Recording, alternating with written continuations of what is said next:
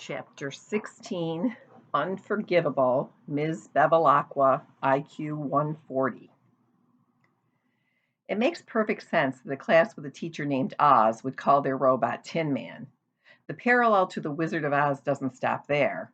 In the famous story, the Tin Man lacks a heart and receives a pocket watch. He has a friend, the Scarecrow, who needs a brain. What he gets instead is a diploma. I'm beginning to suspect that's what's happened with Donovan Curtis.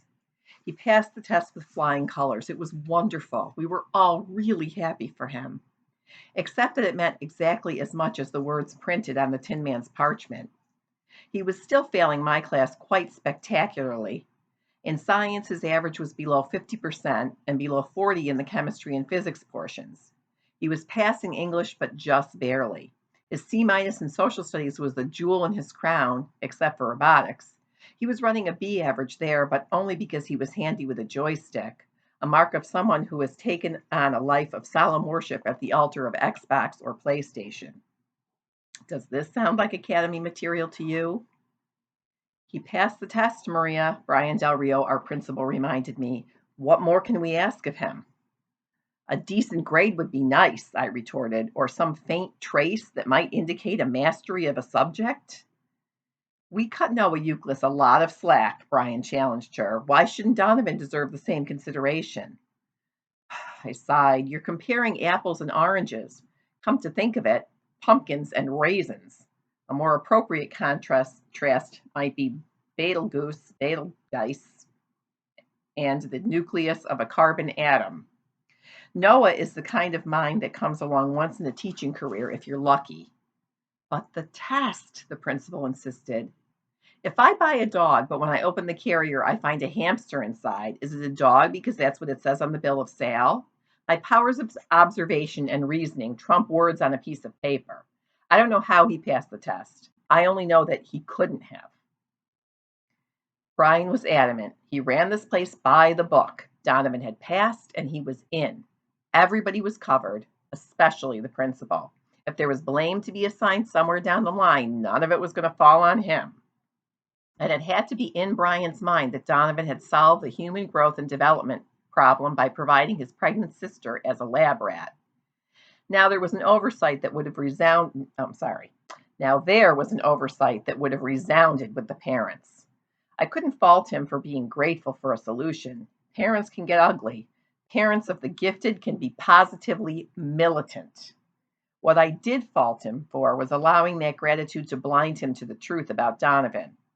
Perhaps he thought it was harmless to harbor a mediocre student in the academy, but that student was diluting the standards of the gifted program for everybody.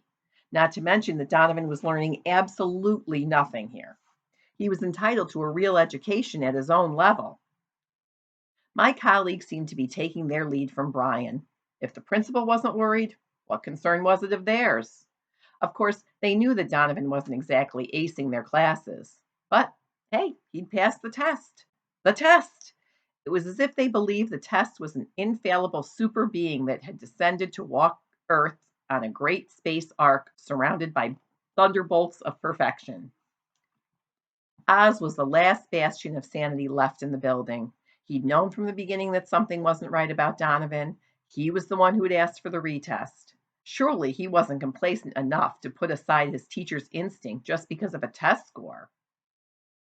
When I barged into the robotics lab, at first I thought it was deserted because the lights were out and I couldn't see any people. Then I looked down. There they all were, including Oz, lying flat on the floor with Katie Patterson, their pregnant lab rat. Loud, gasping, wheezing breaths issued from every throat. What's going on here? I exclaimed, shocked, scanning the room for a chemical leap. We're breathing, Oz panted. I can hear that. Why can't you do it standing up with the lights on? It's a new variation on Lamaze, Chloe explained. Noah developed it. It's much better than the original. And would you believe that my colleague made me wait until the end of the class before he managed to find time for me? I stood in the hall fuming, listening to the scuba respiration sounds coming from inside the lab. It took a while to resuscitate Noah, who had passed out from his own breathing technique. They were all red-faced and panting as they filed past me, but they looked vaguely pleased with themselves, as if they were accomplishing something. Maybe they were. Very little was beyond Noah's capabilities when he wasn't mounting a concerted effort to flunk. I noted that they were grateful to their lab rat, but most of that gratitude was heaped on Donovan himself. And it wasn't only gratitude, it was genuine affection.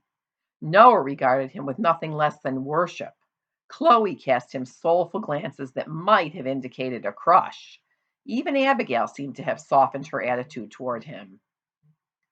Oz was practically glowing with triumph, mopping at his face with a paper towel. I have to admit, I had my doubts about this project, he said after his students had moved on.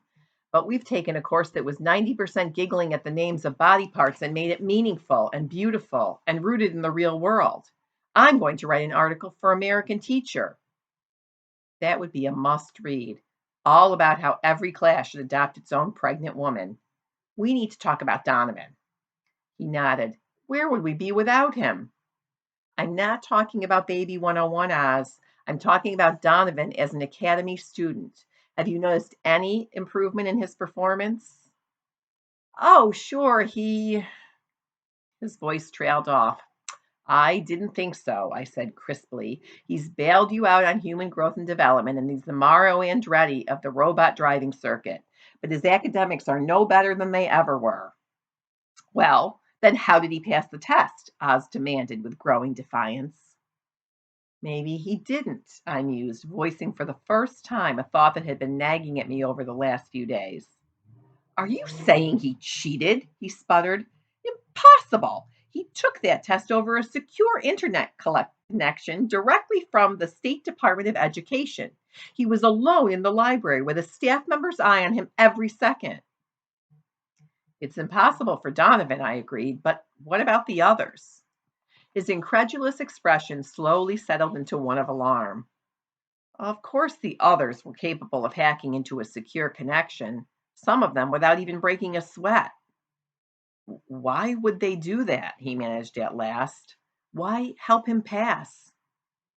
Open your eyes, Oz. They love him. And it isn't just because of his sister and the way he drives a robot. He's normal. He's casual. He's capable of having a good time. He's everything they can't seem to master despite all their brains. He looked melancholy. I like him, Maria. Maybe he doesn't belong, but he's good for these kids. He completes them. He turned one of them into a cheater, I reminded him. Hey, we have no evidence of that. And that was the whole problem.